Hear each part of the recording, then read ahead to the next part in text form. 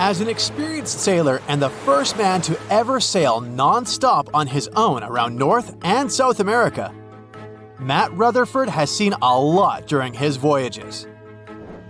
But what he saw in 2013 while sailing through the waters of the Atlantic with his colleague surely stands out. Some 800 miles off the coast of Bermuda, not far away from the famous Bermuda Triangle, they noticed a boat that seemed to be moving by itself. The sails weren't up and the motor wasn't running. The sailors decided to check if there was someone who needed their help aboard, so they moved closer to the mysterious ship. Once they got there, things only got weirder, as they realized there wasn't a living soul aboard. Rutherford started filming to document their discovery.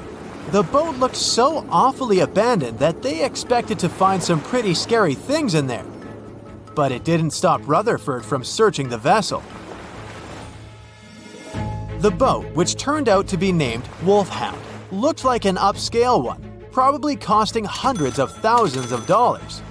It was pretty weird to find it floating by itself in the middle of the ocean. It seemed like whoever abandoned it was leaving in a rush. There were clothes and other personal belongings all over the main cabin. Some parts of the ceiling had fallen and some drawers had popped open. The brave sailors decided to tow the ghost ship back to Bermuda. It wasn't easy because Wolfhound was bigger and heavier than their boat. After days at sea, the crew was running low on fuel and asked a passing freighter to stop and give them some gas.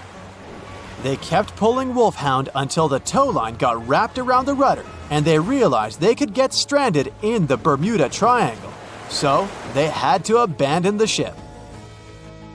What really happened and how Wolfhound ended up in the middle of the ocean will probably remain a mystery.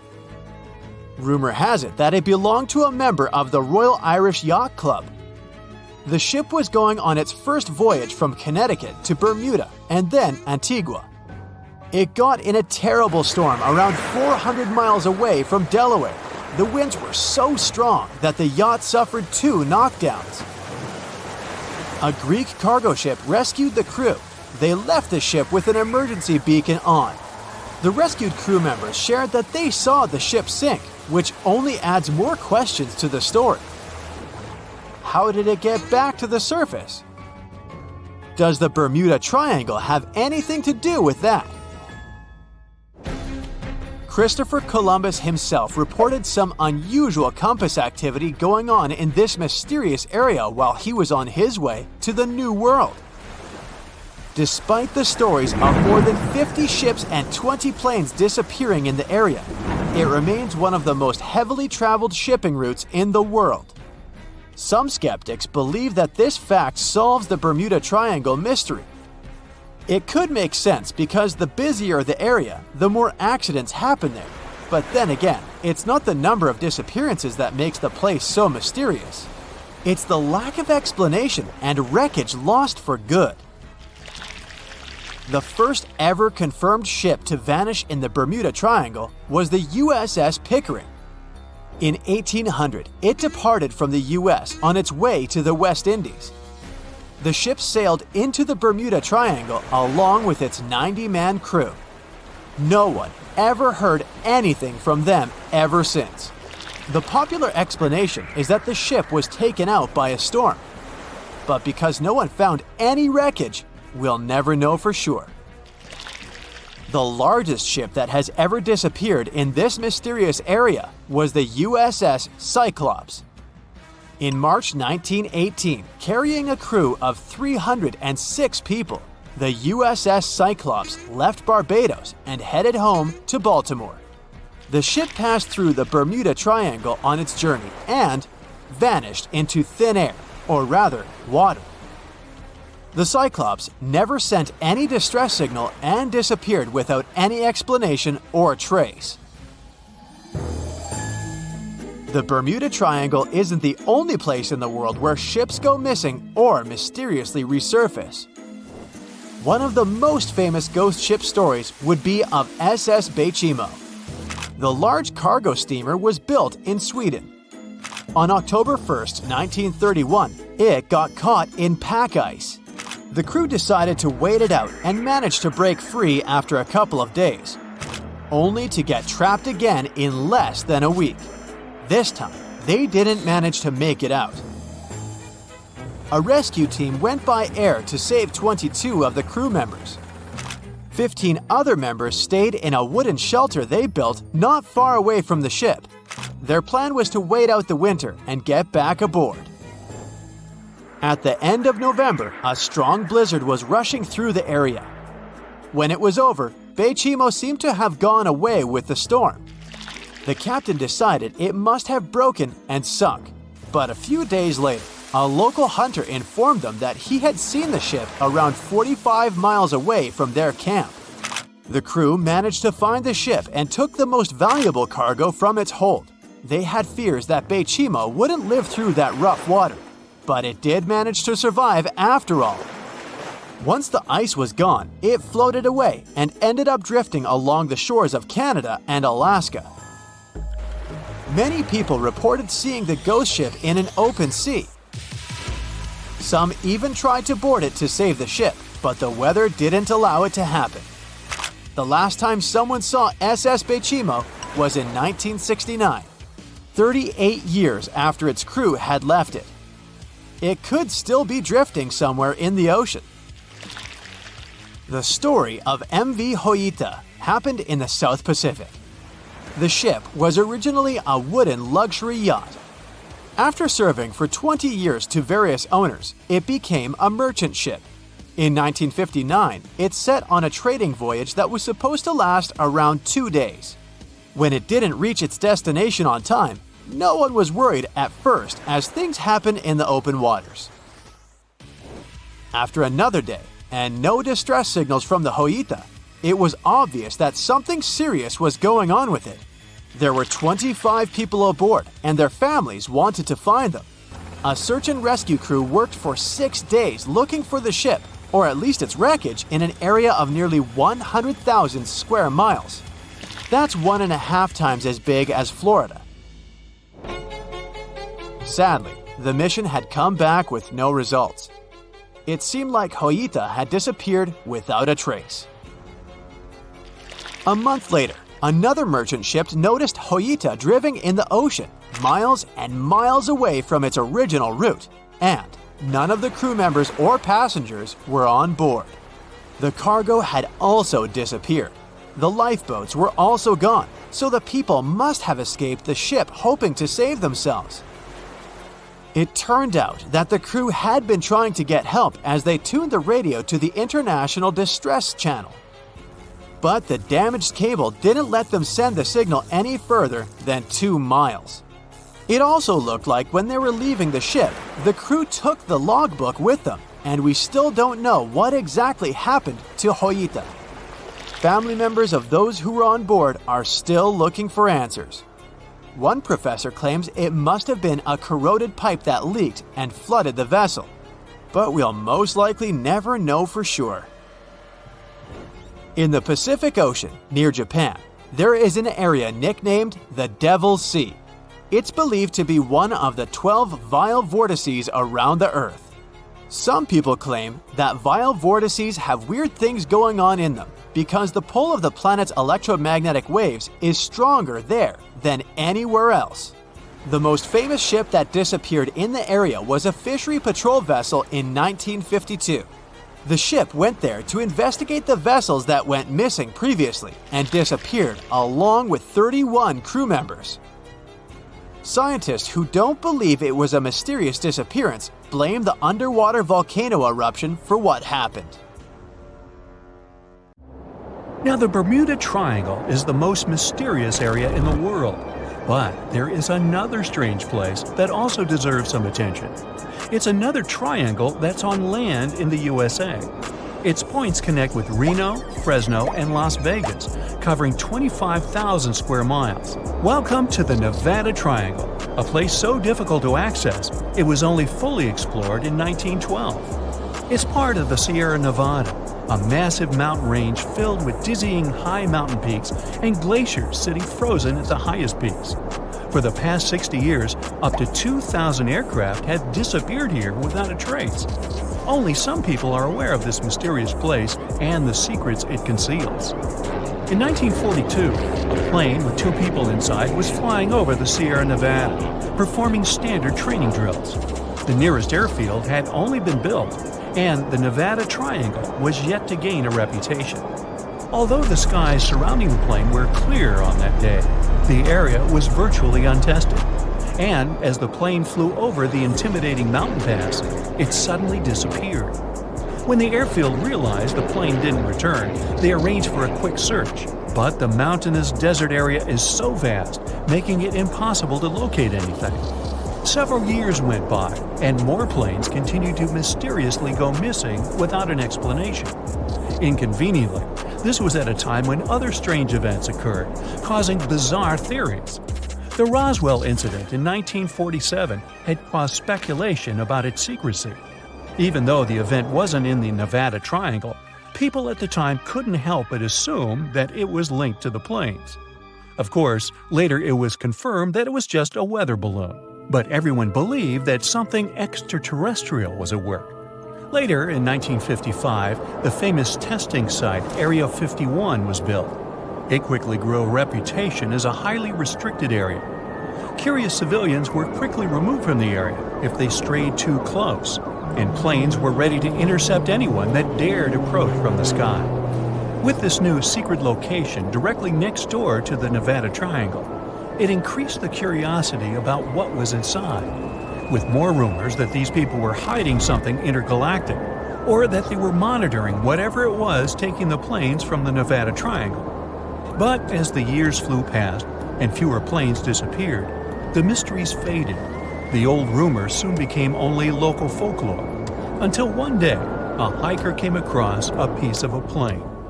The piece had been frozen within one of the glaciers, and over the years, as the ice melted with each season, the pieces descended further down the mountain. A search was made for the rest of the plane. It was quickly found and identified as the one that disappeared in 1942. Its location matched part of its expected flight path. They could now uncover what really happened the day of its disappearance and unlock some secrets of the Nevada Triangle. They understood the plane was expected to fly over the Sierra Nevada back to the airfield. It appeared that they had suddenly lost complete control. The cause of their fall was a mountain wave, a natural phenomenon unknown at the time of the incident. It's caused by the Sierra Nevada mountain range. That provides a natural barrier, encountering the winds rushing in from the Pacific Ocean.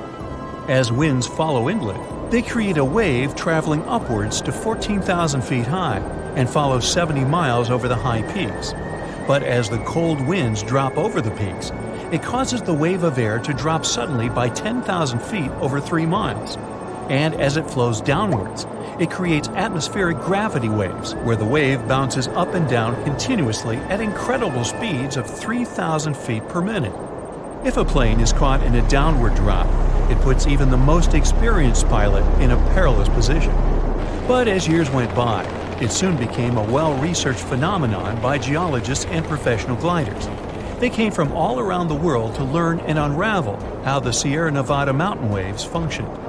Today, the risks are understood by those keen to fly through it. Some professional gliders have found the wave movement quite predictable and glide along without concern. But the mysterious plane disappearances didn't stop with the mountain waves, and planes continued to go missing. It appeared there was more to the Nevada Triangle yet to be explained. Further inland are more disorienting formations of high-altitude peaks and ranges of lowlands. As the topography interacts with the weather, it causes even more unforeseen dangers, potentially perilous to even the most adept of pilots, Steve Fossett. Steve Fossett was a famous aviator and the first person to circumnavigate the globe in a hot air balloon. He also set another 115 world records through impressive feats traveling in planes, gliders, and boats. His achievements are legendary throughout the world. An incredibly driven and competitive guy with great attention to detail. There wasn't anything that would stop him from achieving his goals. But then, one day, in the Nevada Triangle, he suddenly went missing. On September 3, 2007, Steve went for a quick joyride in his plane, a super decathlon. He said goodbye to his hosts at the ranch he was staying at, letting them know that he wouldn't be gone long. He didn't give them any information about where he was headed. He didn't need to. He's Steve Fossett. He was so revered that he didn't even need to register his flights before takeoff, as most pilots have to. He had flown planes and gliders throughout the Nevada Triangle many times. No one would think something could go wrong. But as 3 hours passed, his hosts became concerned that he hadn't returned, and they immediately declared him missing to the authorities. His disappearance immediately sparked the biggest peacetime search and rescue mission in U.S. history.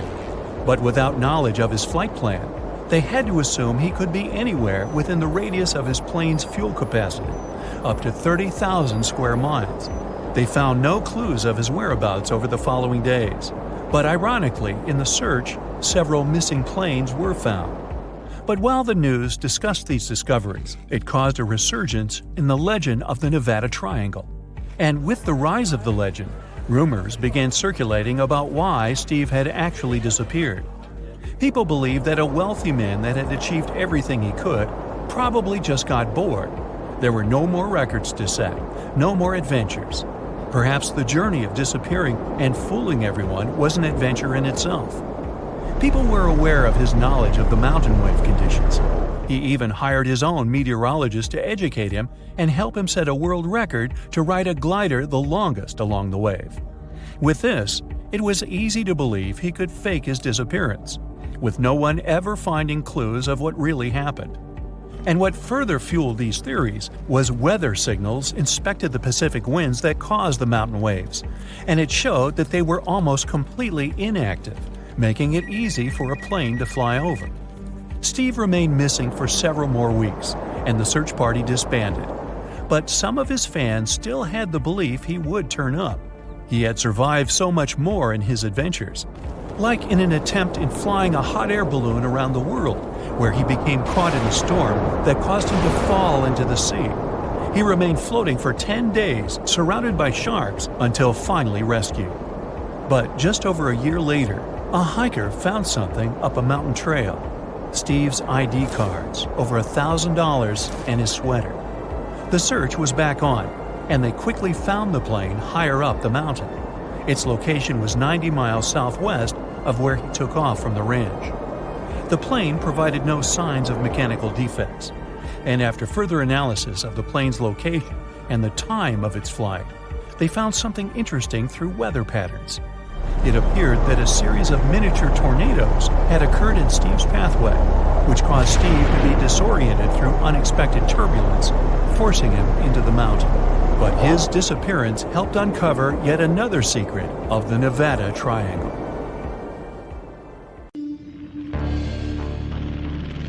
In 1945, 5 TBF Avenger aircraft took flight for a routine training exercise around the Bermuda Triangle. In the middle of the exercise, the planes were struck by intense rain and heavy winds, despite the clear weather forecast. The pilots became extremely disoriented and radioed the base to report that their navigational equipment had stopped working. The last thing the base heard was, "When the first plane drops below 10 gallons, we'll all go down together," and then static. The 5 planes and their 14 crew members were never seen or heard from again.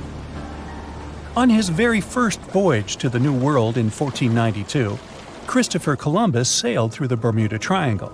Columbus reported that one night when he was on the deck of the ship, he noticed a giant light appear in the distance, unlike anything he had ever seen before.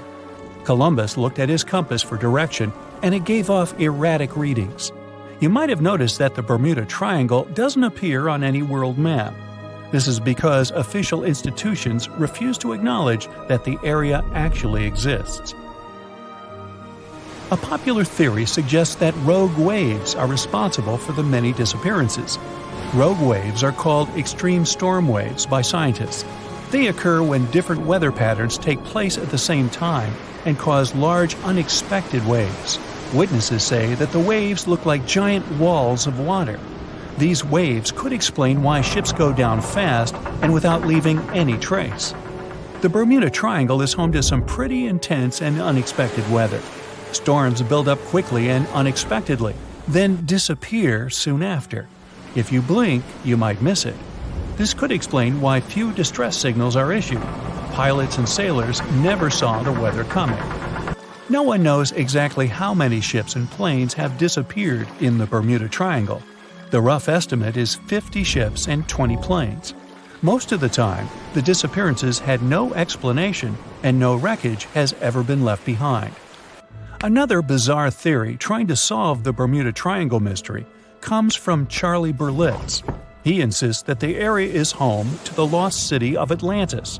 The missing ships and planes and malfunctioning equipment, according to him, were all caused by rays of energy let out by the special energy crystals that power Atlantis. While this sounds silly, Berlitz's theory was convincing enough that over 20 million people bought his book worldwide. In the year 1800, a large sailing vessel called the USS Pickering departed from the U.S. on its way to the West Indies.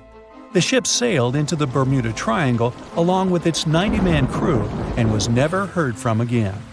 The USS Pickering was the first ever confirmed ship to vanish in the Bermuda Triangle.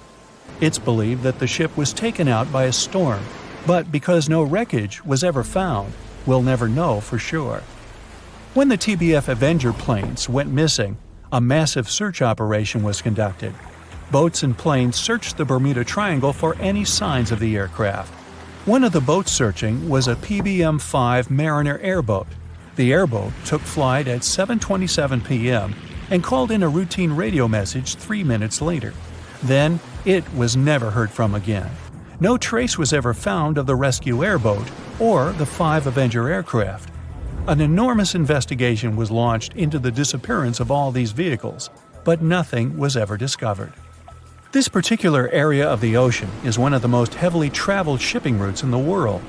Some skeptics believe that this fact solves the mystery. Statistically, the busier the area, the higher the frequency of accidents and disappearances. While this makes sense, it's not the frequency of disappearances that's responsible for the mystery of the Bermuda Triangle. It's the lack of explanation or wreckage found. On the ocean floor, decomposing organisms let off large concentrations of methane gas that gets trapped under the water. This gas can build up until, boom, it ruptures. The gas surges up to the surface and erupts. If a ship was in the area of one of these ruptures, the water would become much less dense and cause the ship to sink rapidly and without warning. Scientists believe this could be the cause of the many disappearances in the Bermuda Triangle. While this theory makes a lot of sense, it doesn't seem too likely. The U.S. Geological Survey has stated that no large releases of gas are believed to have occurred in this area for the past 15,000 years. The ocean floor is made of rocks containing a lot of magnetite. It's more like iron. Magnetic fields react to high concentrations of magnetite on the ocean floor, which may start a sort of conflict between the two. It can often lead to various weather anomalies and, as a result, navigation issues. And, naturally, any changes in the ocean floor or the Earth's magnetic fields influence the Bermuda Triangle a lot. Since the magnetic field is constantly moving, it might be also taking the Bermuda Triangle with it. Now that people know where the triangle is, it's easy to avoid it. It supposedly moves eastward together with the magnetic poles, but scientists still can't answer where exactly it will be in a couple of years. Some people blame all the disasters on the extraterrestrial paranormal activity. Others suppose it's all about raging natural phenomena. There's another triangle in Lake Michigan. Just like the one near Bermuda, the Michigan Triangle got its shady reputation for some disappearances. The first recorded one dates back to 1679. A large vessel, one of the largest of that time, set out on an expedition, yet once it got in the sinister triangle, it never came back. Much later, an aircraft disappeared in this triangle. The skies are usually very clear there, but back in 1883, some people witnessed abnormal things in the area. Some claim to have seen large blocks of ice falling from the skies, and the crew even managed to save one as hard proof. Meanwhile, the Pacific Ocean Mystery Area is another sinister triangle. Off the south coast of Japan, not far away from Tokyo, There's a sea where plenty of ships met their doom, disappearing without a trace in these waters. They call it the Devil's Triangle. Some scientists believe the cause of anomalies is the environmental changes.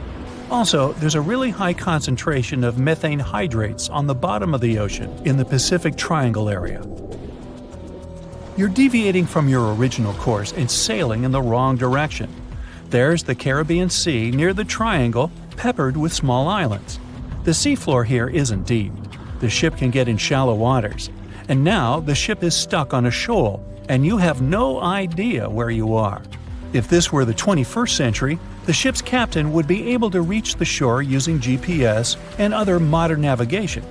But the most interesting thing is that the compass would work correctly this time, since the magnetic North Pole hasn't already coincided with the true one for a long time in the territory of the Bermuda Triangle. The agonic line is somewhere far away from here. There are no problems with navigation now, but for some reason, this is where ships disappear. In fact, not just here. Throughout the Atlantic Ocean, there are places where many more ships were gone. The Bermuda Triangle is not even in the top 10 of such places. One of the main reasons why many ships are lost here is that one of the most popular shipping routes in the Atlantic passes through the Bermuda Triangle. And the more ships in one place, the more shipwrecks. Simple probability. Then, it just starts getting weird. Other theories say that there's a space-time rift in this region. Ships and planes fall into this rift and end up in the past or the future. But for some reason, there's not a single proof of this myth. There's no reason to think that the rift is hidden somewhere here. The base of an extraterrestrial civilization is located in the Bermuda Triangle. Visitors from other galaxies steal sea vessels along with the crew, so no one finds the wreckage of the ships. This is also a popular myth that has no scientific justification. The Kraken lives somewhere in the triangle. It's a huge squid that sinks ships and also is a legend that sailors tell each other. However, gigantic squids live in the depths of the ocean. They can grow to the size of half a train car, but no cases have ever been recorded where they sunk a large vessel. And in the area of the Bermuda Triangle, they have never ever been seen. People in the past didn't know about the existence of these creatures, so when they saw them for the first time, they described them as huge, terrible monsters. Giant squids are some of the most elusive creatures on Earth, and scientists had to use sonar equipment to find them. They don't like to leave the dark depths and are likely to be afraid of the sound of any ship. So, that should squash the squid as a suspect.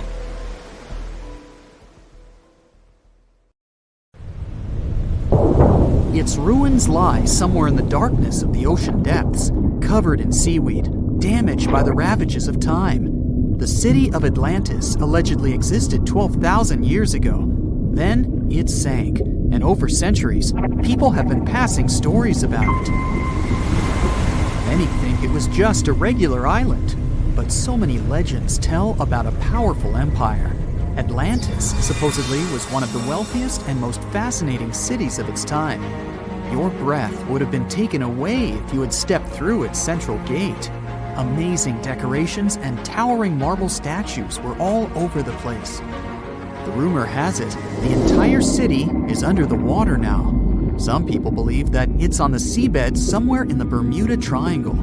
Some even claim that an underwater pyramid in the Atlantic is somehow responsible for all those planes, people, and boats that mysteriously disappear there, and no one can track them later. The story says that in the late 1960s, there was a group of treasure hunters that came across the ruins of an ancient city. It happened during one of their diving expeditions in the Bermuda region off the coast of Miami. They spoke about the intriguing remains of the city and mentioned a glass pyramid they also stumbled upon there. They claimed it was bigger than any other pyramid, even those discovered in Egypt. Of course, those were just stories. But unusual things do happen in that area. For example, volatile water currents or a strong vortex that occurs from time to time. The Bermuda Triangle is one of the best spots for researchers to explore. They go there to study minerals, the seabed, and the Gulf Stream. They study how the ocean influences weather. The geological structure of the planet's crust, deep down under the ocean floor, is especially interesting. The deepest point in the Atlantic Ocean lies in the Bermuda Triangle. Researchers have done a lot of studies and drilling there to find out what lies a couple of miles beneath the seabed in that area. There's an awesome variety of seabed landforms in the Bermuda Triangle. You can hardly see anything like that anywhere else on Earth, especially if you keep in mind that this is a relatively small ocean region. Look at this shelf with shallow banks. There are also plateaus, plains, and deep-sea trenches. If you believe the Bermuda Triangle is some sort of a trap, you're not wrong, considering its complex geological structure. There are a couple of groups of seamounts in the eastern and northern regions of the triangle. They're mostly unnamed. Some of them are up to 650 feet high. At such heights, they would be considered regular hills on the surface. But by ocean standards, these so-called underwater hills are like small mountains. They're either elliptical or round. You can see that if you take a look from above. There are more seamounts in the Pacific than in the Atlantic Ocean. The underwater world in the Atlantic is less diverse than in the Pacific, unless we're talking about the Bermuda Triangle. The limestone platform that forms the bottom of the triangle is nearly 3.7 miles deep, and this entire thick layer consists of the remains of small ancient creatures. In 2019, a big group of geologists published an article where they claimed that the triangle formed as a result of strong volcanic activity. For years, people believed there were ancient, long-extinct volcanoes that brought the Bermuda Islands from the sea bottom. So, one theory says the Bermuda Islands formed because there were disruptions in magma flows. Pieces of ancient plates that were already in the mantle went up to the surface, and then they mixed. That's how many volcanic islands in the oceans could form. Knowing this, science fiction writers let their imagination run wild. They told stories about scary creatures and mystical cities, or islands, hidden deep down beneath all those layers. All these mysterious stories encourage people to create their own theories. In the 15th century, a well-known man named Christopher Columbus was on what would later become one of the greatest and most important expeditions ever. He was one of the first people to tell stories about a mysterious region that was later called the Bermuda Triangle. This area was first known as the Somers Isles, named after British naval hero and privateer George Somers. But Spanish explorer Juan de Bermudez discovered the island in 1505, and that's when the area got the name it has today. So, Columbus mentioned some pretty strange sightings within the area, starting with a light similar to that of a candle moving up and down in the distance.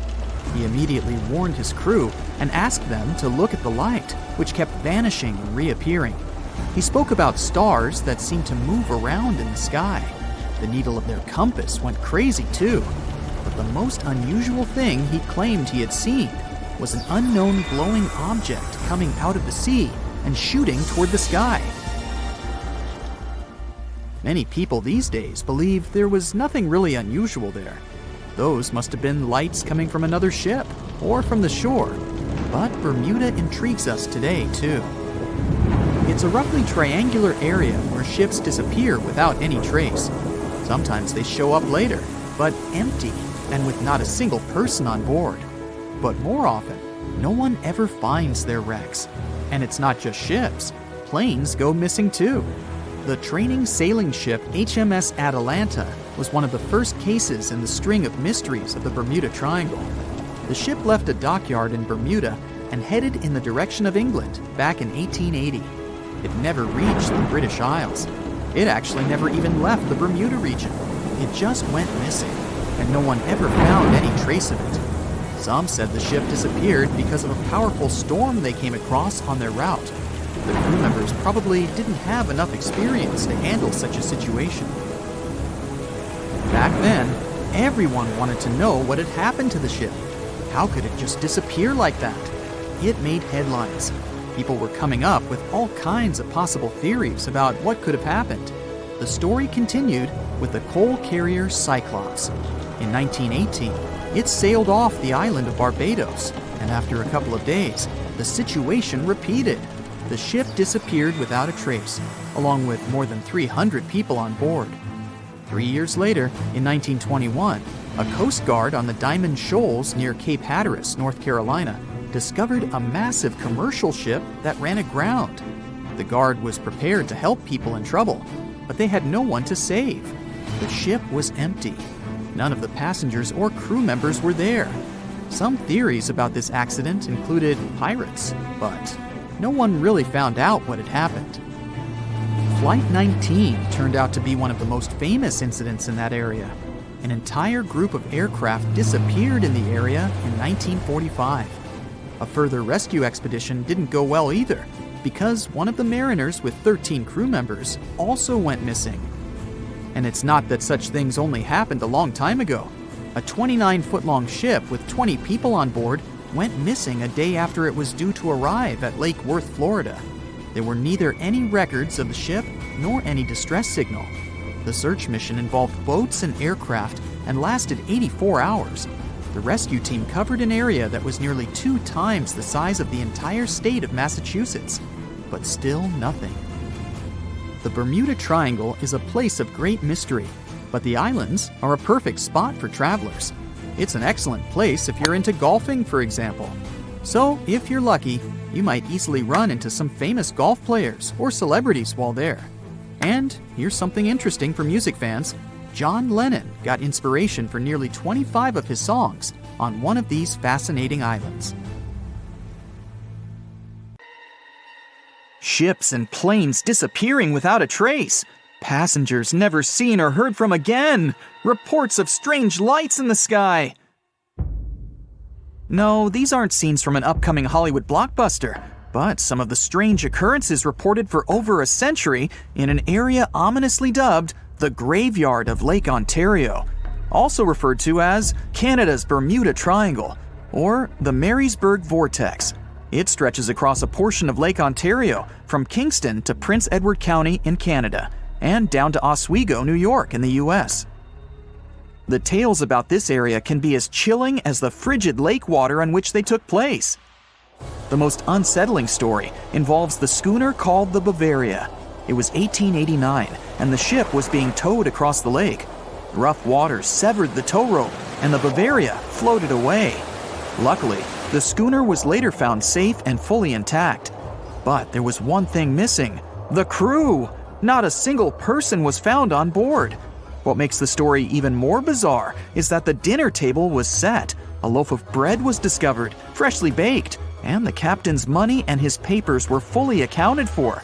There was even a pet canary happily chirping away, as if nothing was amiss. What happened to the crew? We may never know. And this was not a unique incident. Just over a decade later, in 1900, 3 ships, the Annie Minnis, the Picton, and the Acacia, were sailing across the lake, but only 2 would make it to their final destination. The third one, the Picton, was speeding ahead of the others when it simply vanished. According to a cook on the Annie Minnis, "We were well out into the lake and making good time when all of a sudden we saw the Picton's topsails coming off, and then her lower sails settled, and then, while we stood and watched, the Picton just disappeared." It's possible that the ship sank, as there was some wreckage later seen in the water, but the ship itself was never found, and none of its crew ever located.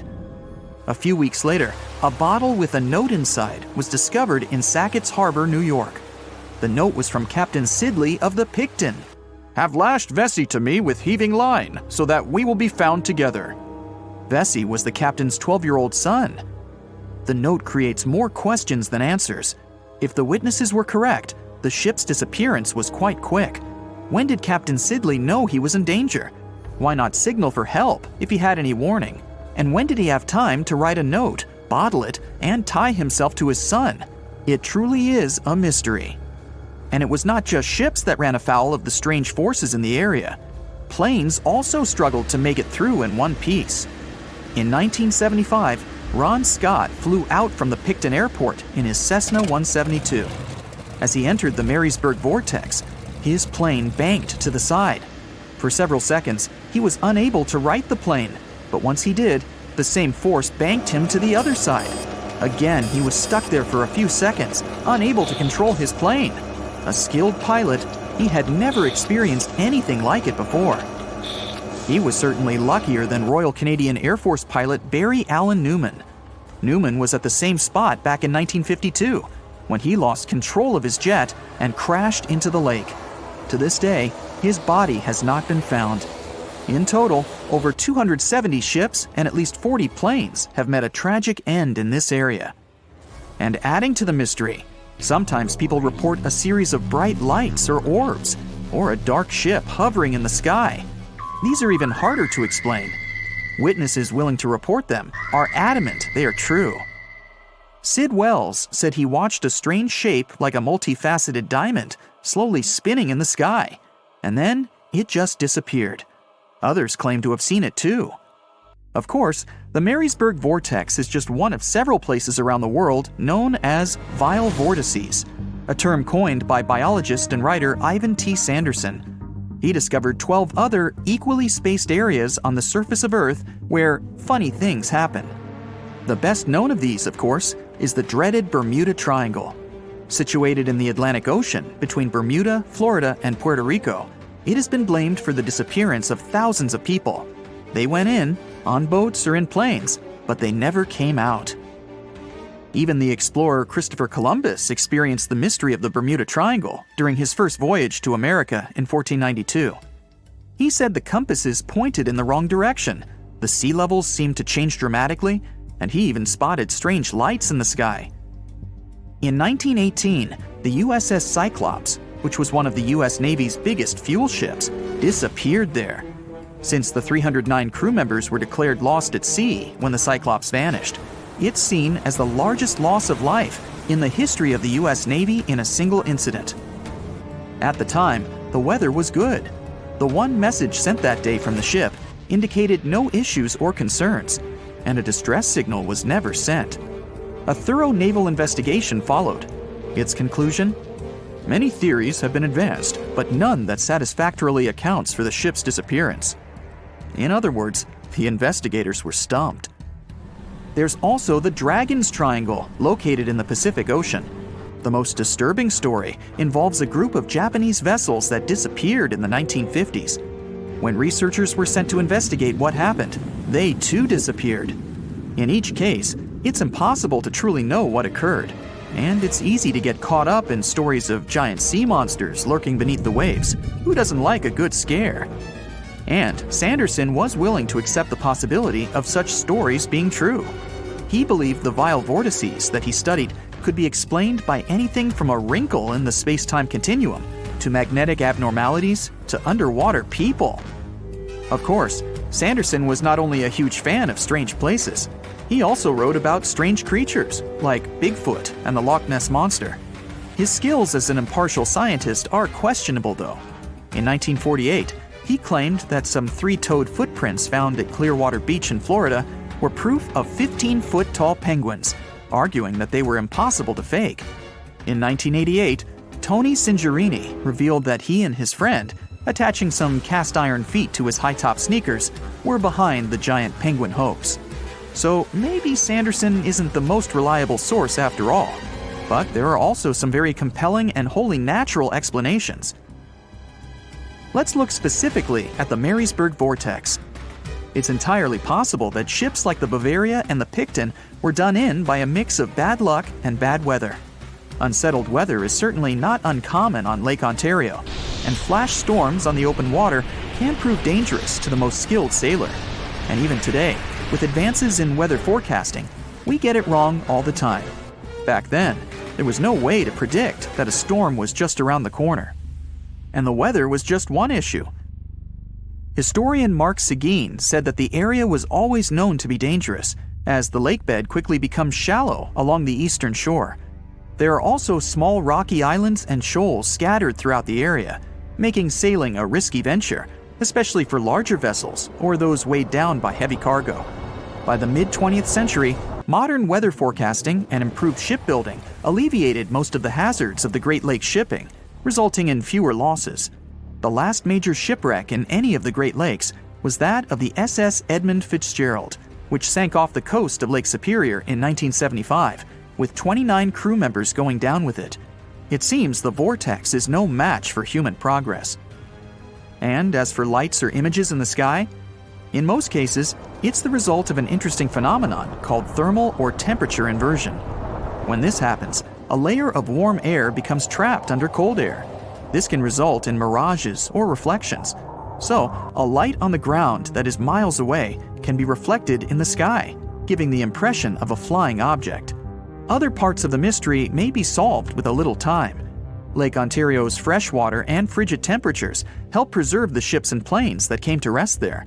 As divers and researchers continue to explore the area, maybe we'll finally learn the fate of the Bavaria, the Picton, Captain Sidley, and his son. There's something really bizarre going on at these 12 points scattered across the Earth. The vile vortices, as they're called, are these creepy spots over the Tropic of Cancer, the Tropic of Capricorn, and the North and South Poles, where weird forces seem to take over. You've probably heard of the most famous one, the Bermuda Triangle. It's believed that more than 50 ships and 20 airplanes have mysteriously disappeared in this area, which is located between Florida, Bermuda, and Puerto Rico. But what most people don't realize is that the Bermuda Triangle actually has 11 siblings, and these other spots can be even more terrifying. Let's start with Mohenjo-Daro. This was a thriving city located in what is now Pakistan. Built around 2500 before the Common Era, this urban center was once home to about 40,000 people. But then, suddenly, people abandoned it by the year 1700 before the Common Era. In the 1940s, an archaeologist discovered 39 human skeletons at the site, which fueled the theory that the city was invaded by some other civilization at some point. But honestly, it's hard to confirm that, since archaeology doesn't really explain the city's sudden destruction or the disappearance of its people. It's led to a bunch of bizarre theories. One of them talks about an ancient extraterrestrial race that might have lived there, and a malevolent wind that swept through the city. Another ancient city with a similar mystery is the Great Zimbabwe. Its construction began in the 11th century, and at its peak it housed up to 18,000 people. But for reasons we'll probably never fully understand, it was abandoned in the 15th century. Archaeologists were really interested in this place, and that's when things got even weirder. They found 8 of these birds, now called the Zimbabwe birds. These soapstone sculptures were found sitting on stone columns that were over 90 centimeters tall. Nothing like them has ever been found anywhere else, and their meaning is still a total mystery. Some think each bird represents a new king, but other theories suggest they were ancient animals very dear to the people who lived there. Adding to the mystery, local legends talk about a strange, short man who's sometimes seen wandering around, but he always disappears before anyone can get close. Then there's Easter Island, another one of the 12 vile vortices. It's located in the eastern Pacific Ocean, and it's famous for its nearly 1,000 enormous statues called moai. We still don't know what they mean, or how they were made. Some of them are almost 30 feet tall and weigh as much as 80 tons. Today, it wouldn't be that tough to move and carve these statues, but we're talking about a period between the years 1100 and 1680. So nobody really knows how they did it. Some specialists believe these statues were carried across the island, while others think they were pushed on log rollers. But the most bizarre theories suggest extraterrestrials were involved. Algeria is another land rich in ancient mysteries, and one of the most fascinating is something called the Jeddars. These are 13 monuments with square stone bases and angular mounds, built between the 4th and 7th centuries. But the weird part is, no one knows their purpose. One of them had an inscription in Latin, but it was so worn down that the message was nearly impossible to read. The best guess so far is that these monuments were probably tombs for royalty, although no one knows exactly who was supposed to be buried there. What we do know is that there are many myths related to strange disappearances in the region. The next mysterious spot is located south of Tokyo in the Pacific Ocean, and it's called the Dragon's Triangle. Does that name ring a bell? Yep. Just like the Bermuda Triangle, this area is known for strange disappearances of airplanes and ships. One of the most chilling stories dates back to 1945, when a plane allegedly vanished. The pilot supposedly sent a radio transmission right before the aircraft disappeared, claiming that something strange was happening in the sky, like it was opening up or something.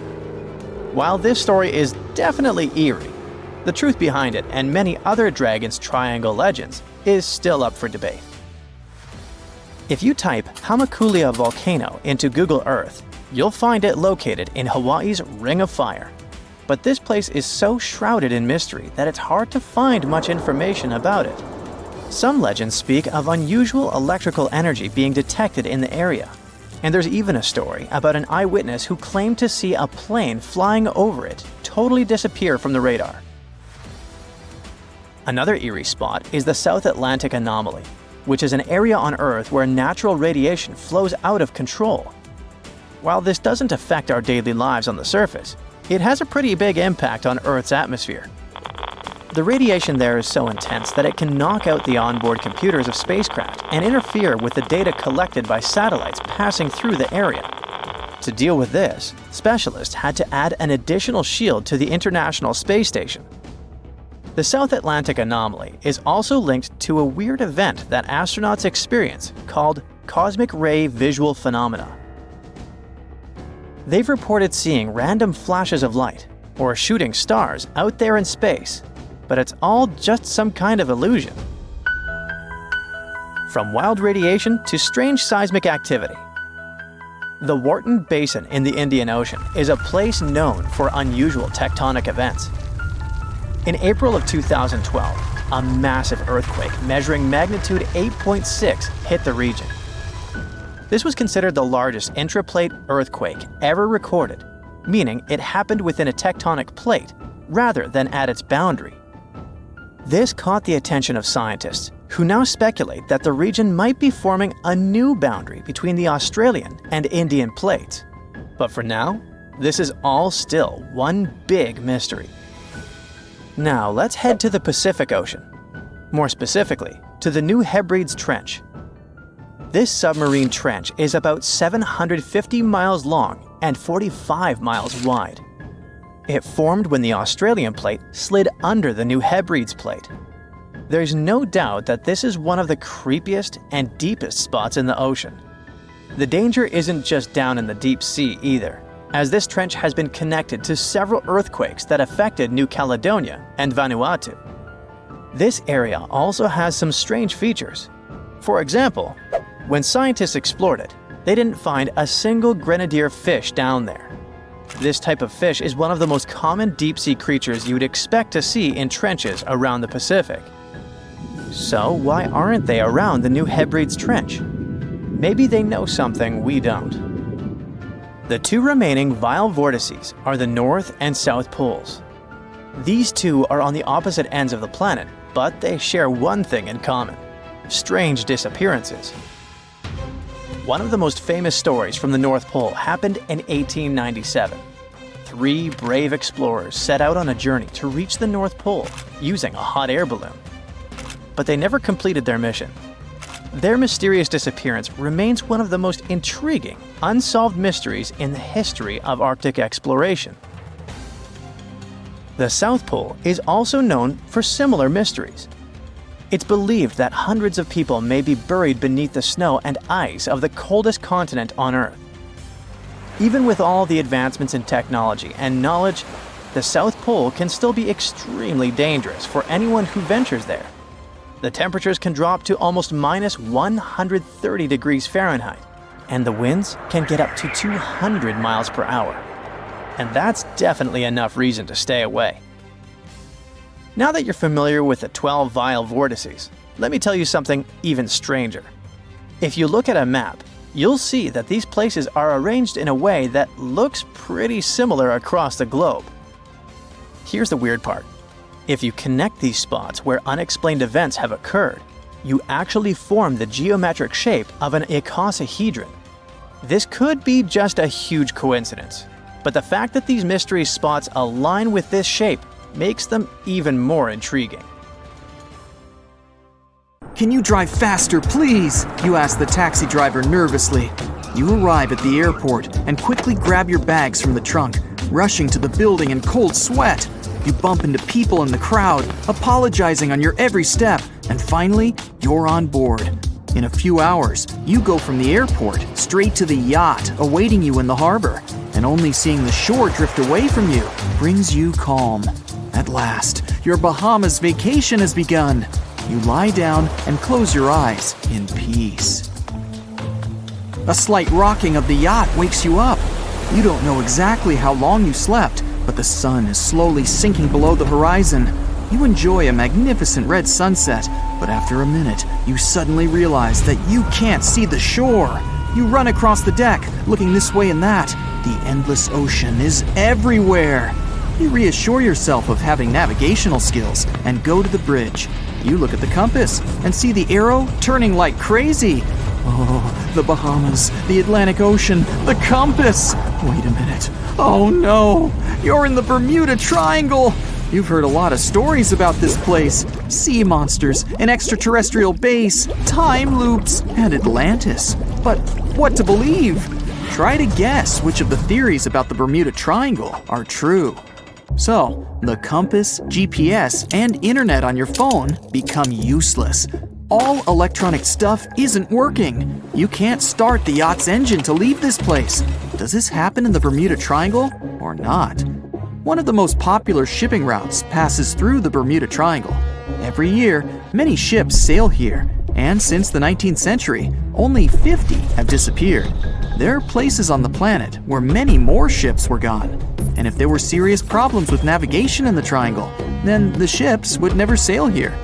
Previously, the compass wouldn't work well in the Bermuda Triangle since the lines of the two poles coincided here, true north and magnetic north. If you fall into this line, your compass will behave strangely. But the magnetic north is constantly shifting, and now it's far beyond the triangle. Your navigation is fine. Electronic stuff is fine too. But the fuel on your yacht ran out since you forgot to turn off the engine. You call the rescuers and they promise to get to you soon. At this moment, a low-frequency noise comes from the depths of the ocean. The sky is twilight and you notice a bright glow coming from the water. Then, a few feet away, a huge beam of orange light bursts out of the water and rushes into the sky. Another beam shoots out from the other side of the yacht. The starry sky is overcast. It seems like a huge blaster is shooting plasma columns into the sky. A new circle of light appears around your yacht. It gets brighter, and the energy charge breaks your ship in half. In a life jacket, you jump into the water screaming. A bright light is formed right below you, and, of course, it's all fairy tales. One of the most popular theories is that the site of the Bermuda Triangle was once the ancient city of Atlantis. The people who lived there had amazing technologies that have no rivals in the modern world. And among these technologies, energy crystals were the most incredible. They generated energy and fed it to all of Atlantis.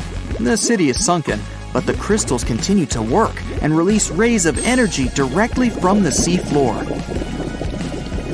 This legend appeared around the middle of the 20th century. It was the beginning of all the other popular myths about the Bermuda Triangle. You sit in the cabin and wait for the rescuers. The yacht is rocking. A storm is coming.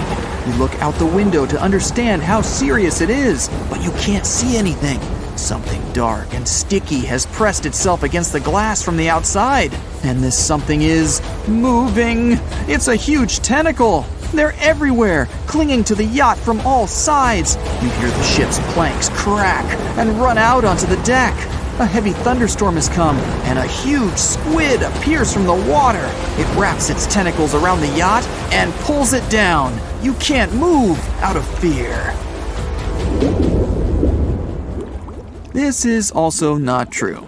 Gigantic squids do exist, but they swim in all the oceans and aren't able to sink big ships. There's no evidence that the Kraken or other similar monsters live in the Bermuda Triangle's depths. Somewhere, far away on the horizon, you notice a ship. Finally, the rescuers! You sit on the deck, grab a soda, and wait quietly for them. Strangely, their ship is so slow. Then you notice that it's made of wood and has black sails. You can hear shouts and cheers. They're pirates, with eye patches, sabers, and parrots. Yar! They sail closer and throw ropes on the deck of your yacht. No legend says pirates of the last centuries operate in the Bermuda Triangle, or that the Flying Dutchman makes other ships disappear. A popular theory is that ships travel to the distant past or future through a time portal in the Bermuda Triangle. Fortunately, these are all myths, and you're sitting in our reality and still waiting for rescuers. A storm does begin, though. Huge waves shake the ship. You realize the rescuers will not get to you in this weather, so you'll have to wait until morning. You put on a life jacket and hold on tightly to the steering wheel. The storm seems not too strong, but at this moment, to the right of the yacht, you notice a huge wave. It's the size of a 10-story building. The wave appears too quickly and turns your ship over like a feather. The impact is so hard that the yacht turns over twice and remains on the water. The huge wave dissipates as suddenly as it appeared. A second later, a bright light bursts through the clouds. This is not the sun, but a glowing disc. It descends towards your yacht and changes the gravity. Your ship is slowly rising into the air. A loud howl strikes your ears. The glowing disc opens, and you find yourself in a black space. This is also a legend. Spaceships from other galaxies don't abduct people in the Triangle. You're back on the deck during a storm. That huge wave was real, by the way. This phenomenon is called rogue waves. People see them all over the world, and not just during storms. A rogue wave can suddenly appear during a calm sea. Even now, scientists have not fully studied the nature of this phenomenon. Many believe the waves transfer kinetic energy to each other and create a single wave that spits out the charge and becomes unexpectedly huge. Immediately after that, the wave disappears, as the energy has run out. There's no evidence that these waves are often happening in the Triangle. However, the Bermuda region is subject to frequent storms and hurricanes. In such conditions, the rogue can easily appear. The storm is ending. You're glad you managed to survive. You can see the first rays of the sun and hear the water foaming around the yacht. There are no waves. The sea is calm, but the surface of the ocean behaves strangely. It looks like the yacht has been caught in a huge bowl of boiling soup. The boiling is so strong that the ship is rocking wildly. You hold on tightly to the steering wheel, but an especially powerful thrash throws you overboard. Calm down, everything's fine. There's a realistic but unconfirmed theory that says there are methane deposits under the Bermuda Triangle. Sometimes, the gas comes out from below the sea floor and fills the water with huge bubbles that foam the surface. This phenomenon exists, but numerous studies have shown that there's no methane concentration in the Bermuda Triangle. You have already spent almost 24 hours in one of the most mysterious places on the planet and survived. Finally, you see the rescuers. The ship is approaching you. People take out canisters of fuel to refill your yacht. But at this moment, you see a huge fin the size of a sailboat. And then, a huge shark jumps out of the water. Its jaws are filled with hundreds of sharp teeth, as big as an adult's palm. The shark pounces on your yacht and pulls it to the bottom. Okay, that's not true either. In fact, there's not even such a myth about the megalodon swimming in the Bermuda Triangle. You probably saw a viral video where YouTubers hid a huge treasure in the Bermuda Triangle, and a random guy dared to go after it.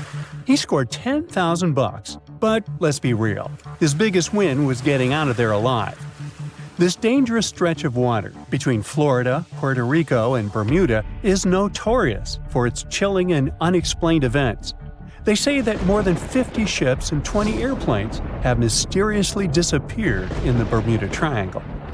This leads to many theories, suggesting that this area is somehow linked to mystical powers or vortices that pull objects into other dimensions. But an Australian scientist named Karl Kruszelnicki might have actually cracked the code on the Bermuda Triangle mystery. According to him, most popular legends and eerie disappearances can be explained by two main factors. The first factor is human error. One theory debunked by Kruszelnicki was about the doomed Flight 19. Back in 1945, a group of 5 planes from the U.S. Navy took off on a routine training mission from Florida. Everything was going well until, 90 minutes into the flight, the troop commander reported that they were lost, and then, poof, they just disappeared.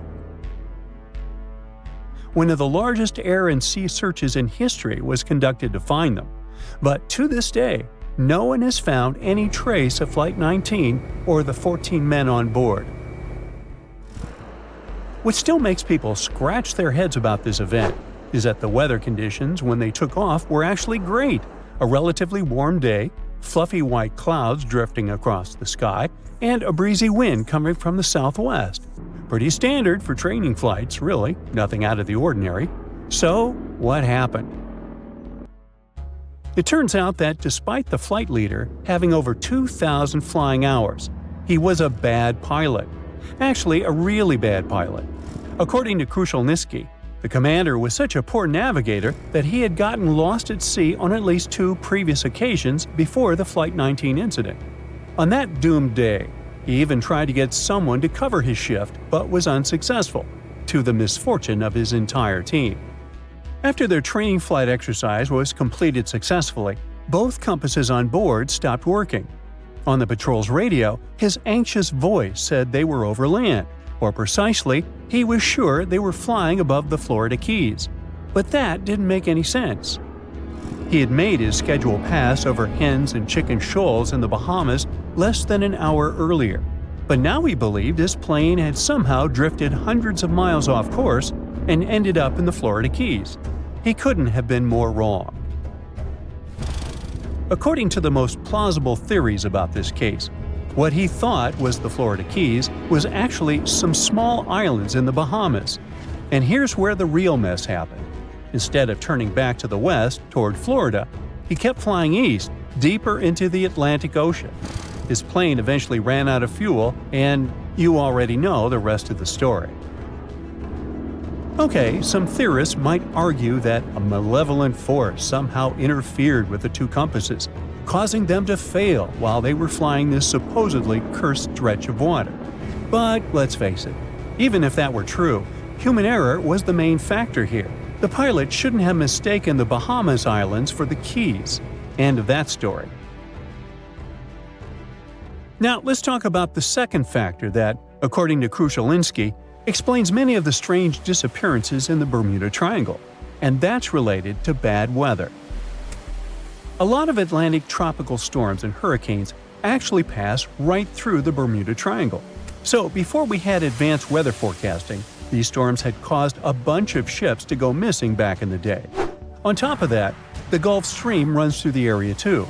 That's a super strong ocean current that can make the weather change quickly and sometimes pretty dramatically. So when you think about it, natural factors like these could explain many, if not most, of the disappearances. Take the USS Cyclops, for example. Back in 1918, this massive 500-foot cargo ship, carrying about 11,000 tons of manganese, just disappeared without a trace. It was sailing from the West Indies to Baltimore, with 309 people on board. What makes this event extra eerie is that not a single distress signal was sent. Over 100 years later, we still have no idea what happened to it. No wreckage has ever been found. Of course, people have come up with all kinds of theories about the USS Cyclops. One popular idea is that it ran into a sudden, violent storm. With all that heavy manganese on board, it might have capsized and sunk really fast.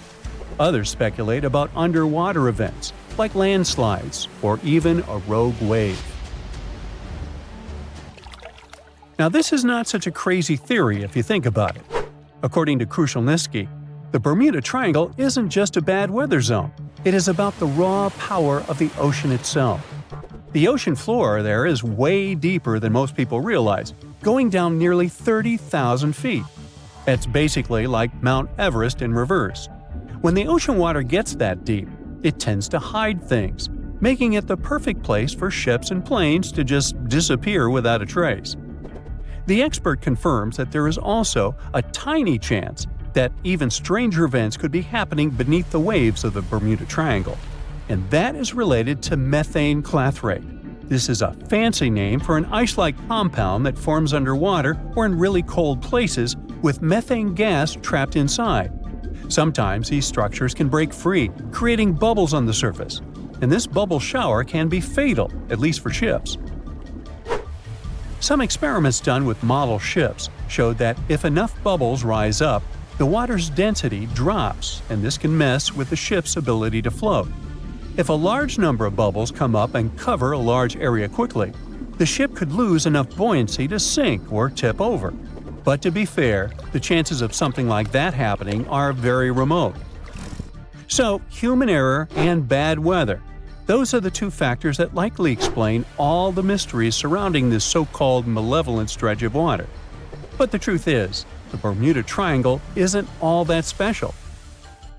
Although this region is very popular, there are no official maps that clearly outline its exact boundaries and say, look, here, precisely, is the Bermuda Triangle.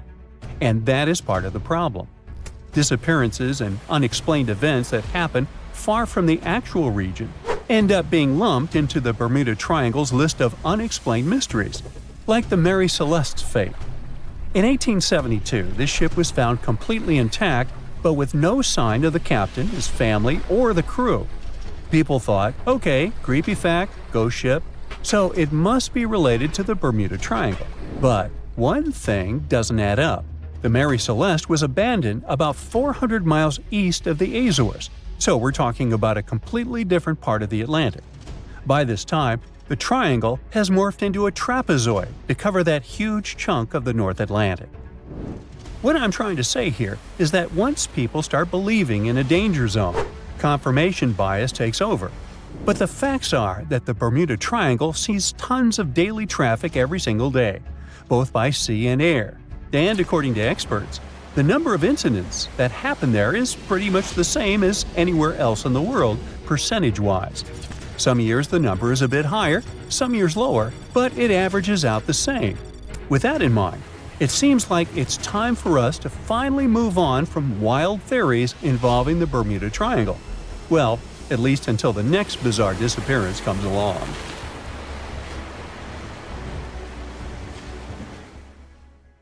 If you draw up a map, trace a line connecting the island of Bermuda, Puerto Rico, Miami, and back to Bermuda, what do you get? The infamous triangle, known for swallowing thousands of ships and aircraft over the centuries. But there's a new mystery to this already enigmatic place. Something's lurking deep in the waters below, and it's leaving bizarre clues of its existence.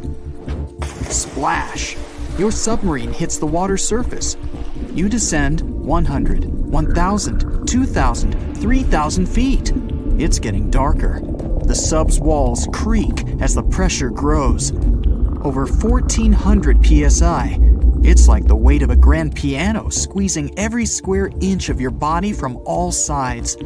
You've made it to your destination. All that's left is to spot the beast. Just in time. Among the black void, you see a bright green glow off in the distance. It's getting closer. As it approaches, it gets bigger. This is it! The creature that's been leaving strange circular markings on fish, dolphins, whales, and even other sharks. Behold, the cookie cutter shark! Don't let its size fool you. It may be no longer than a bowling pin, but this creature is a parasite. It attaches itself to other marine animals using its neatly arranged, serrated teeth.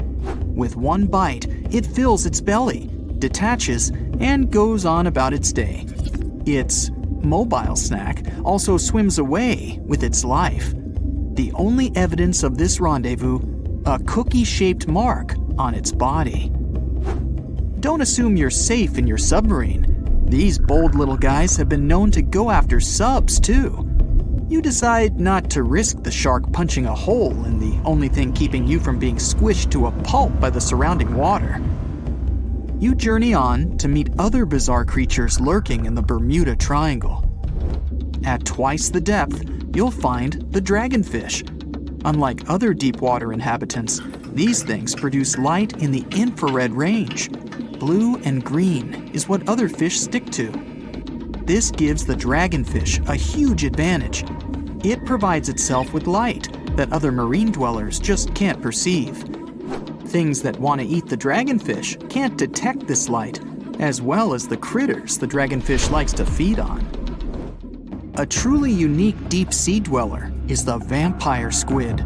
Neither vampire nor squid, or octopus, this thing is a unique species of its own. It has the largest eyes compared to body size of any animal on the entire planet. When the vampire squid feels threatened, it curls its arms up and around its body. Essentially, the thing turns itself inside out. Another animal to avoid down here is the terrifying bobbit worm. It buries itself in the seafloor, leaving a small part of its body out. It waits for dinner time with its pincer-like mouth parts open. What's on the menu? Other worms and fish that can be 7 times bigger than the bobbit. It uses its 5 antennas to sense when lunch is close enough to snap. In an instant, the worm launches forward and grabs its lunch with its mouth parts. It's not done yet. Once it's got its jaws locked onto its lunch, the worm injects it with venom and pulls it down into the burrow to feast. One of the deepest trenches in the Bermuda Triangle is the tongue of the ocean. This is also the secret breeding grounds of tiger sharks. You'll instantly recognize them thanks to those darker gray tiger stripes on their sides. They're the second largest predatory shark species after the great white. And with a big size comes a big appetite. Marine mammals, smaller sharks, stingrays, and green turtles are all on the menu. If you ever come face to face with a tiger shark, hopefully not, remember this: you can tell the fish's age by looking at its stripes. They fade over time, so the younger the shark, the more pronounced its stripes. There's plenty of zooplankton in the Bermuda Triangle. These are, usually, small organisms that are essential to the ocean's food chain. But get this, if nothing ate them and they were left to grow out of control, zooplankton would cover the entire world in layers and layers in just 4 months.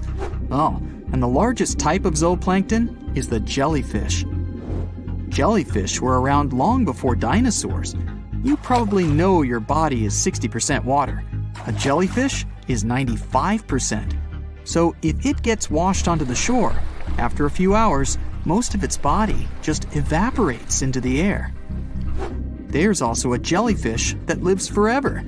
The immortal jellyfish can revert itself back to its polyp stage and then grow again. Sounds like something from another planet, but it's no space jelly. Those do exist, by the way. Back in the 1990s, NASA raised jellyfish in space to see what zero gravity does to them. They were just fine living up there in the cosmos. When they came back down to Earth, though, they had trouble adjusting. The European eel hasn't been to space, but it is quite a globetrotter. It travels all the way from Europe to the Sargasso Sea, where the Bermuda Triangle is located. In the larval stage, it just drifts around the ocean for as long as 3 years sometimes. It's also the chameleon of the sea. Over the years, the European eel changes color, going from translucent to yellow to metallic silver. They're nocturnal and secretive, pretty much the ideal companion to have when you raid the fridge at midnight. A giant squid over half the length of a football field once washed up on a Florida beach. Researchers suspected this behemoth came from the Atlantic Ocean near the Bermuda Triangle. Giant squids are the longest invertebrates, meaning they have no backbone. They also have the biggest eyes on Earth, ever. They're as large as a soccer ball. Another creature found near the Bermuda Triangle is Starer's cave shrimp. They were so good at keeping to themselves that no one knew these creatures even existed until 2011. Some female cave shrimps carry an impressive number of eggs along with them. Scientists discovered one female had around 2,000 eggs attached to her body. The Bermuda petrel is the national bird of, yes, you guessed it, Bermuda. It's the second rarest seabird on the planet. In fact, people thought it was extinct until 1951, when they spotted a few on the island. It has an eerie cry that'll send shivers down your spine. The Nassau grouper can only be found on the coasts of South Florida. This fish lies in wait and ambushes its lunch of other fish, crabs, and lobsters. It's sort of like a vacuum cleaner because it inhales its food through its huge mouth. The fish has a cool defense mechanism too. Like the chameleon, it changes color when it feels it's in danger. Sometimes it takes on a lighter or darker shade of its own color to blend in with the environment. So, you may spot a Nassau grouper, or you may not. If you happen to visit the Bermuda Triangle, you'll probably see a hammerhead shark. They use that iconic hammer-shaped head to pin their lunch, stingrays, onto the ocean floor. The shape of their head also gives them better vision. They can see almost 360 degrees all around, above and below them. Well, save for one blind spot right in front of their nose. The hawksbill sea turtle may not look intimidating, but this guy will eat anything it can get its bird-like beak around. Sea sponges, algae, and even venomous jellyfish. A lot of the stuff on their menu is inedible for most, but their body fat can absorb the venom and toxins, so they go unscathed. The Bermuda Triangle is also home to green glowworms. They're not really worms, but larvae. They produce that bright light from an organ near their tail. This light makes smaller creatures come toward them, making it easy for them to catch their lunch. Most of the time, they look pretty ordinary, but they have an oddly fixed schedule. Every third night after the full moon during the summer, at an exact time, the glowworm lights up. But back to more nightmarish creatures of the Bermuda Triangle. There's the goblin shark, known as a living fossil because it's the only one left of its animal family. It's only about the length of your forearm and looks like nothing special. But watch closely as its lunch gets too close. Boom! The shark's jaw shoots out of its mouth and grabs onto the unlucky creature. Once the teeth have locked in, the jaw goes right back in the shark's mouth. And yes, you share the planet with this thing. Can we estimate how many ships and airplanes were lost in the Bermuda Triangle? Have their disappearances resulted from human error or weather phenomena? Let's try to find out. We have a curious story of the SS Cotopaxi. This ship vanished in 1925, traveling from Charleston, South Carolina to Havana, Cuba. It never reached its destination. Years later, in the 1980s, a wreck was found 40 miles off St. Augustine, Florida. Since specialists could not precisely determine what and where it came from, they nicknamed it Bear Wreck. It took many additional years of work, done mainly by marine biologists, to identify that this ship was indeed the missing SS Cotopaxi. This was confirmed in January 2020. How did the ship just reappear? And how did it get there, since this mysterious shipwreck isn't even in the Bermuda Triangle? Now, let's see who came up with this term, Bermuda Triangle. Can you actually pinpoint the triangle on a map? No, it's not an officially recognized location either. The Bermuda Triangle does not appear on any world map. Nobody has agreed on its exact boundaries. There are only assumptions with approximations of the entire area, ranging between 500,000 and 1.5 million square miles. By all approximations, the region has a vaguely triangular shape. In 1964, an American author named Vincent Hayes Gaddis first came up with the idea when writing an article for Argosy magazine. He used the Bermuda Triangle to describe a triangular region that has destroyed hundreds of ships and planes without a trace. It is pretty hard to get the number of lost ships and planes because some ships and aircraft have gone missing without leaving a trace. Their wreckage in the region has not been recovered, but the recorded stories should help us. Legends about the Bermuda Triangle date back to the 15th century, like that of the Italian explorer Christopher Columbus. When sailing through the Atlantic waters, he passed by this location in the late 1400s. In what we now know as the Bermuda Triangle, he saw a huge flame that seemed to just crash into the ocean. Later, he saw an unusual light flashing in the distance at the exact location. Like many other sailors since then, his compass had severe malfunctions. Flight 19, a Navy plane on a routine schedule back in 1945, also started the Bermuda Triangle legend. It was commanded by Lieutenant Charles Taylor, and it's recorded that he just got lost in the triangle for no reason. Since pilots had no GPS back then, they had to trust their compasses and keep track of how long they'd been flying in a specific direction and their speed. Shortly after completing the task, both of the compasses on board stopped working correctly. Records found after the plane's disappearance also indicate that Taylor didn't have a watch on that particular day. The initial report stated that pilot error was to blame for this unfortunate event. However, because people weren't satisfied with this outcome, it was changed to causes or reasons unknown after several reviews. One surviving pilot named Bruce Guerin suggested he went through an electronic fog while passing above the triangle, making him travel through time.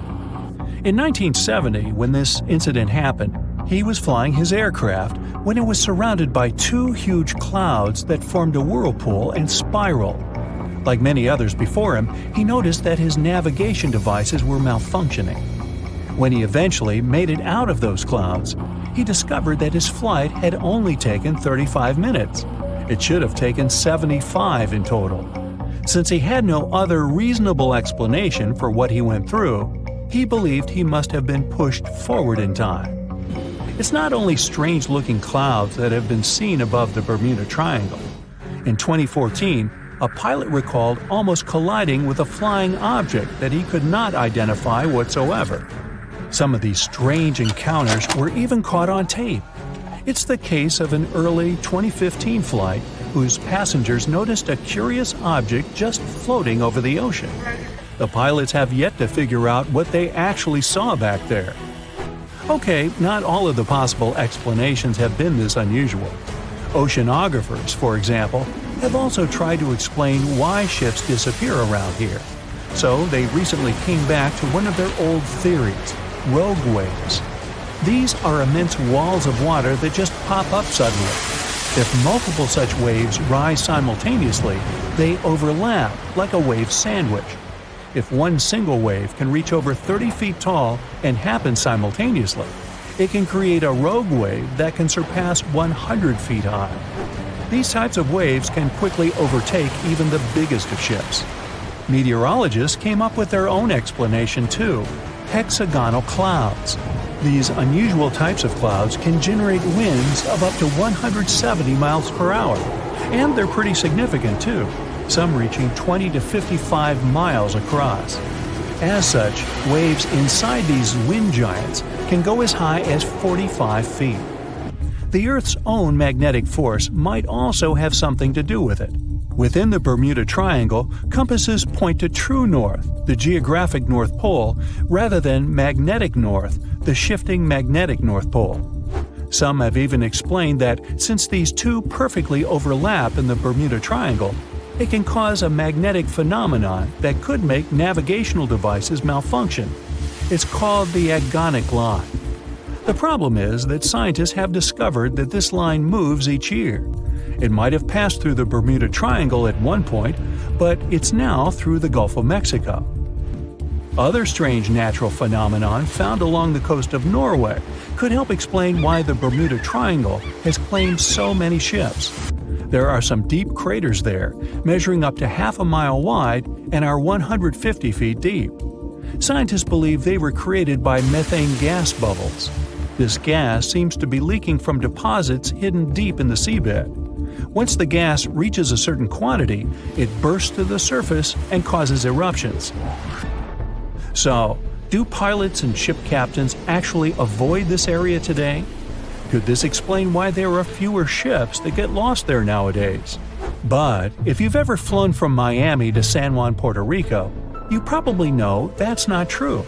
As for ships, if people would avoid the Bermuda Triangle, nearly all Caribbean vacations would be spoiled. To this day, there are a lot of flights that go over the Bermuda Triangle, so it's clear nobody is avoiding it. This place is one of the most heavily traveled shipping lanes in the world. Nowadays, the Bermuda Triangle has heavy daily traffic, both by sea and air. But the Bermuda Triangle is indeed subject to tropical storms and hurricanes that happen very often. Let's also keep in mind that the Gulf Stream, a strong ocean current that causes sharp changes in local weather, passes through the Bermuda Triangle. Besides, the deepest point in the Atlantic Ocean, the Milwaukee Depth, is also located in the Bermuda Triangle. The Puerto Rico Trench reaches almost 27,500 feet at the Milwaukee Depth.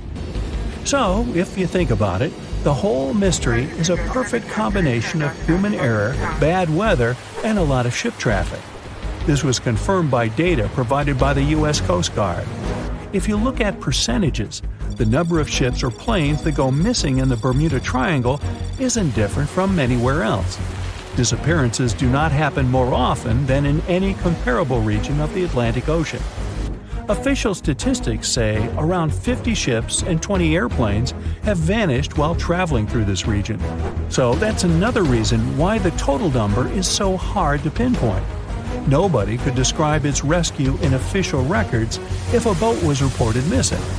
There are also some events that, it turns out, didn't happen at all, adding to those false reports, like that of a plane crash back in 1937 off Daytona Beach, Florida, that local papers surprisingly revealed nothing about. More than 50 ships and 20 planes have disappeared in the Bermuda Triangle since the middle of the 19th century. This region isn't put on any paper map and is not an official region of the Atlantic. This massive water area is located not far from the southeastern coast of the U.S. and still scares many sailors. But you aren't afraid and want to prove that there is nothing special in this place. You sail to the center of the Bermuda Triangle on a small fishing boat. You turn off the engine and wait. Several hours pass. The sun goes below the horizon.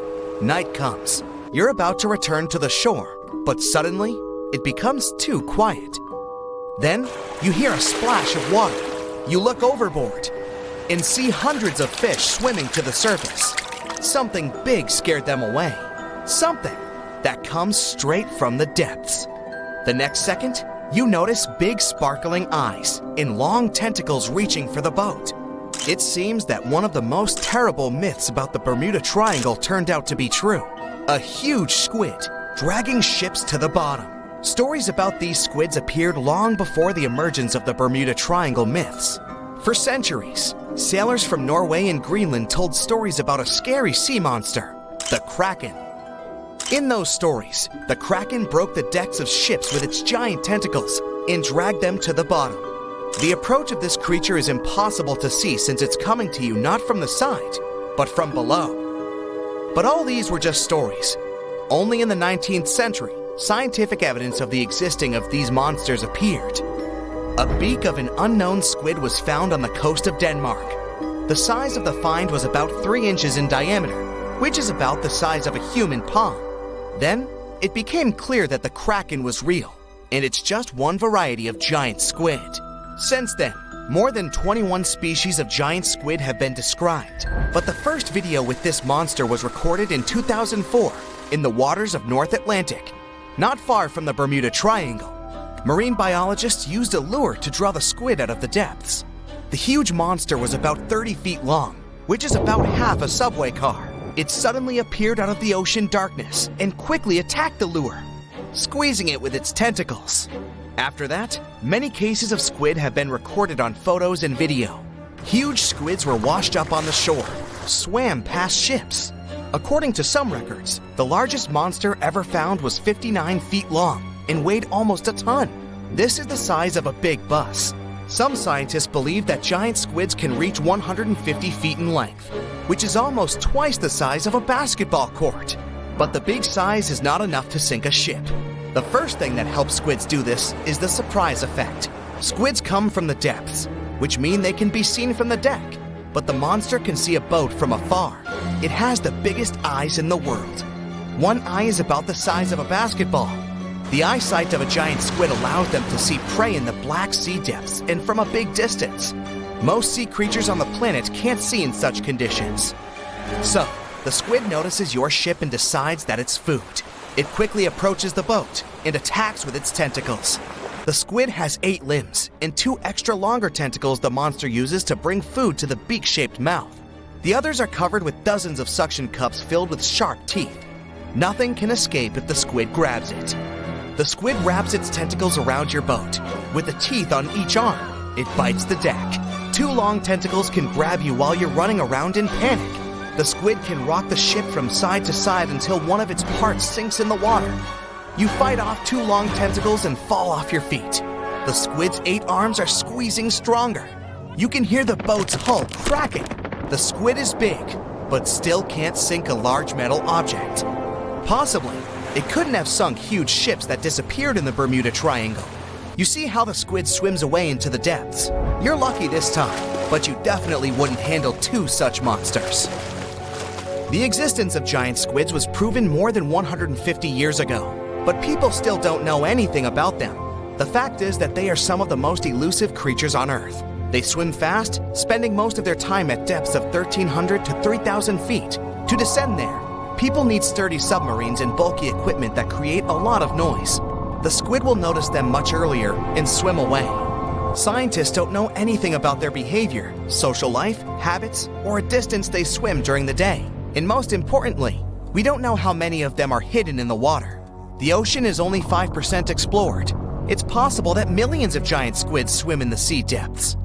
Just imagine hundreds of giant tentacles reaching out to a group of ships sailing through the Bermuda Triangle. In the past centuries, they could easily sink an entire fleet, since the ships were made of wood and were lighter. Squids wrapped decks with their strong tentacles, made holes in the ship's bodies with their sharp beaks.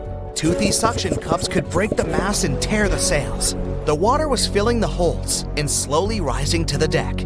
The ship sank in a matter of minutes. Survivors reached the shore and told everyone about huge monsters. This is how the legends of the Kraken appeared. Fortunately, now people have sonars and equipment for monitoring the sea space. You start the engine to swim to the shore and notice that about 30 tentacles are reaching out to you from the water.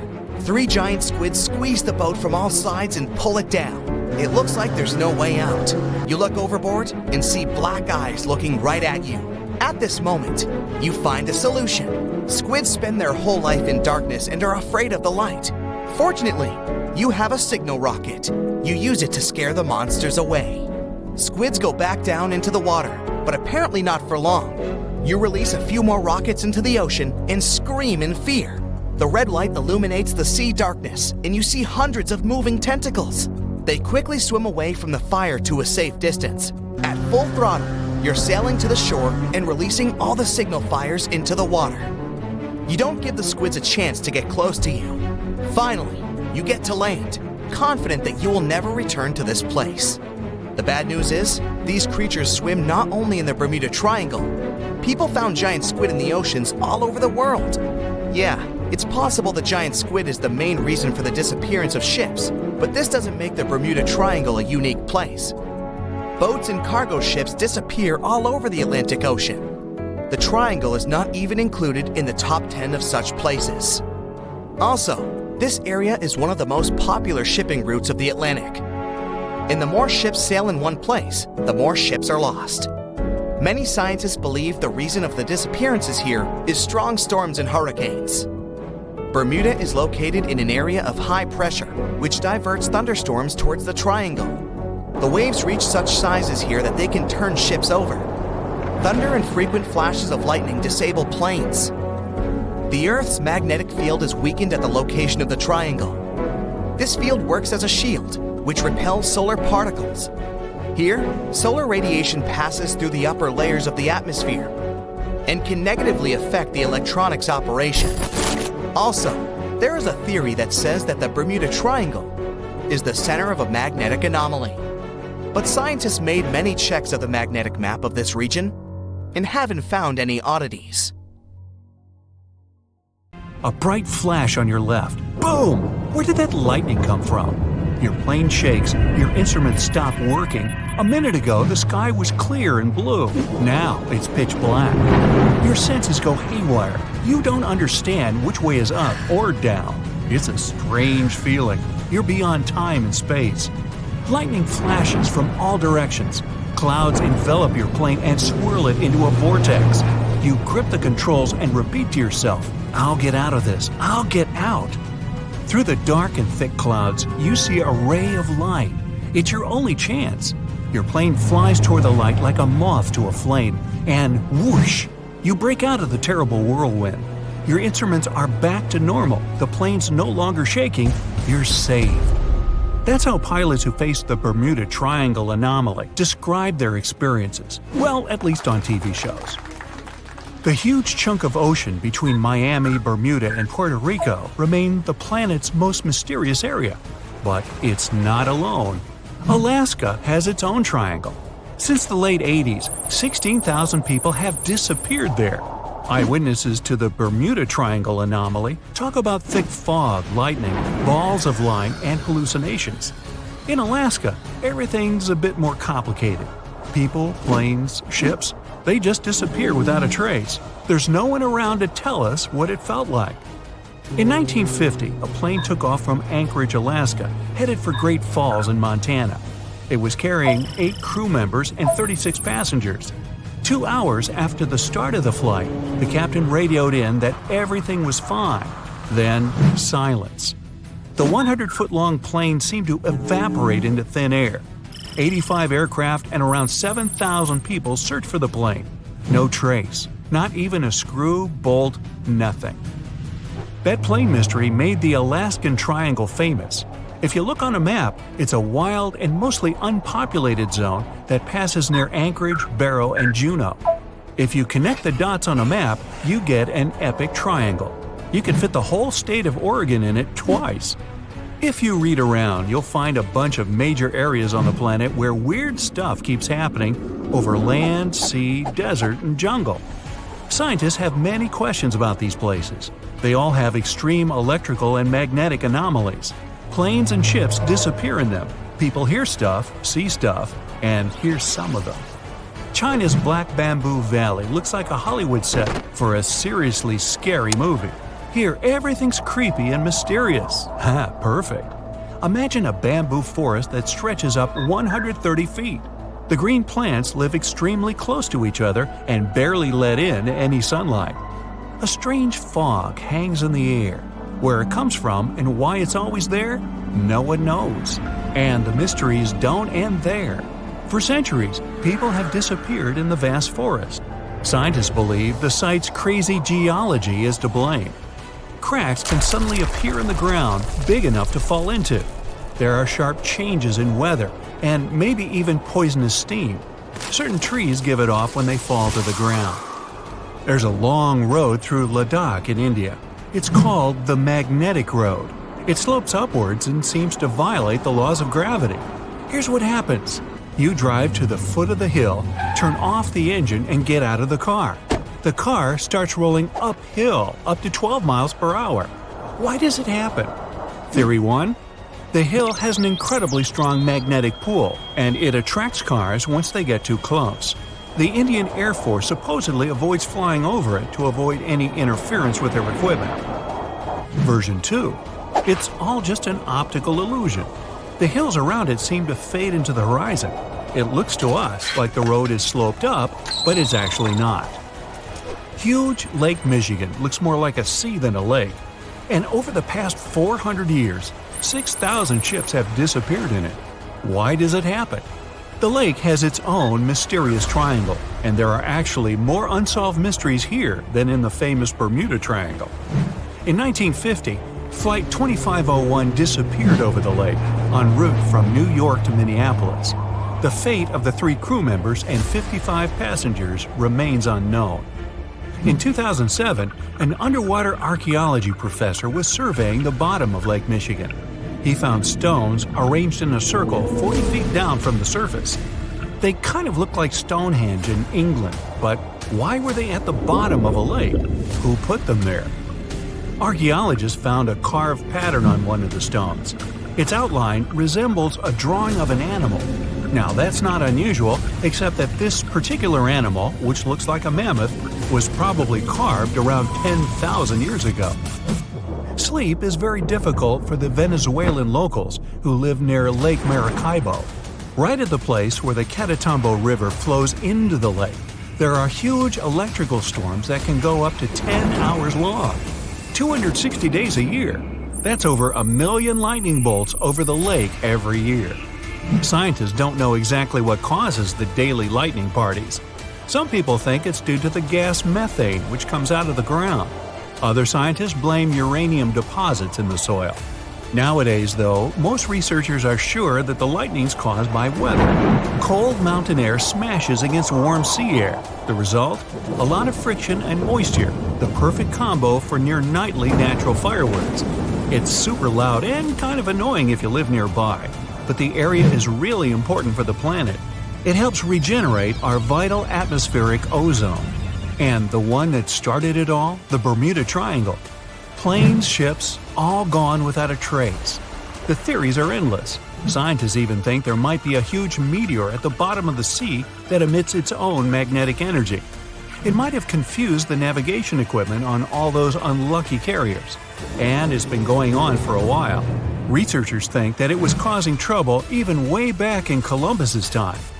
As far as Alaska's concerned, magnetic anomalies are a dime a dozen. Around here, your compass might be off by 5, 30, or even 60 degrees. But equipment malfunction isn't really enough to explain the disappearance of so many aircraft and people in this absolutely massive state. Alaska is wild.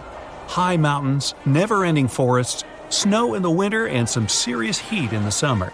There are 3 million lakes, 12,000 rivers, and around 100,000 glaciers.